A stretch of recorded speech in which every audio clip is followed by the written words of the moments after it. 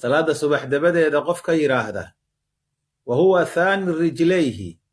isagoo lugihiisu ay u soo laaban yihiin qabla an yatakallama intaanu hadlin laa ilaaha ila allah waxdahu laa shariika lah lahu lmulku walahu alxamdu wa huwa calaa kulli shayin qadiir qofka sidaa yidhaahda walahu alxamdu yuxyii wa yumiitu wa huwa calaa kulli shayin qadiir 10 jeer qofka adkaartaa akhriya riwaayatu nasa'i waxay ku dartaa biyadihi alkhayru laa ilaaha ila allahu waxdahu laa shariika lah lahu lmulku walahu alxamdu yuxyii wa yumiitu biyadihi alkhayru wa huwa calaa kulli shayin qadiir salaadu subax markuu ka baxo isagoo sidiisii u fadhiya qofka akhriya 10 jeer wuxuu nebigu yidhi calayhi salaatu wasalaam ilaahay wuxuu u qoraa kataba allahu lahu 10 xasanaat 10 xasanaad buu alla u qoraya wamaxaa canhu 10 sayi'aat 10 sayi'aat 10 dembi buu ilaahay ka daadinaya warafaca lahu 10 darajaat 10 darajana ilaahay kor buu u qaadayaa subxaanahu wa tacaala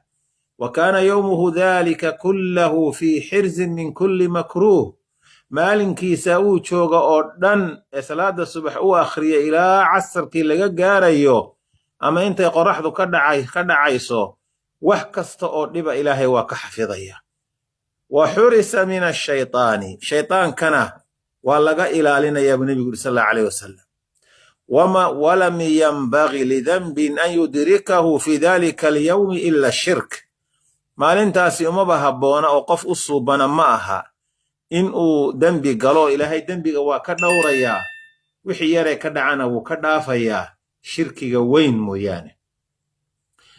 qofkii ducada marka akhriya shayaadiintana alla waa ka ilaalinaya subxaanahu wa tacaala waxaa rasuulku sal allahu alay wasalam xadiidka imaamu nasa'i uu ku siyaadiyey wa kaana lahu bikulli waaxidatin mid kasta oo 10kaa adkaarood ka mida oo uu yidhaahdo ilaahay wuxuu ku siinayaa bikulli waaxidatin qaalahaa cidqu raqabatin mu'minah addoon isagoo xoreeyey iyo qor isagoo xoreeyey ajarkiisoo kale alla ku siinaya subxaanahu wa tacaala intaa uu akhrinayo riwaayaadka qaarkood xadiidka cumaarah ibnu shabiib ashabaa'i raximahu radia allahu tacaala canhu assibaa'i baan u jeedaaye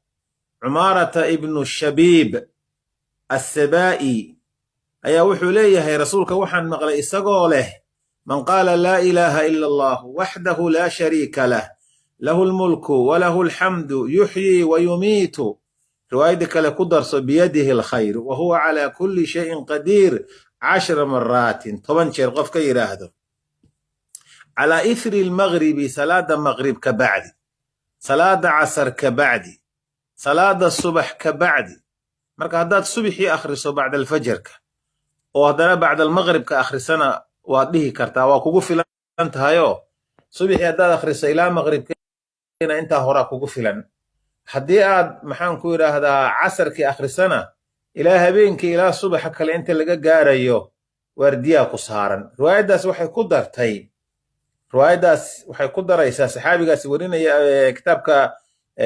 ku sugan targhiib wa tarhiib albaanina uu xasan ligayrihi ka dhigay wax cajiibay ku dartay qofka akhriya bacatha allahu lahu maslaxatan ilaahay qofkaa wuxuu u soo diraayoo samada uga soo dejiyaa malaa'ig hubaysan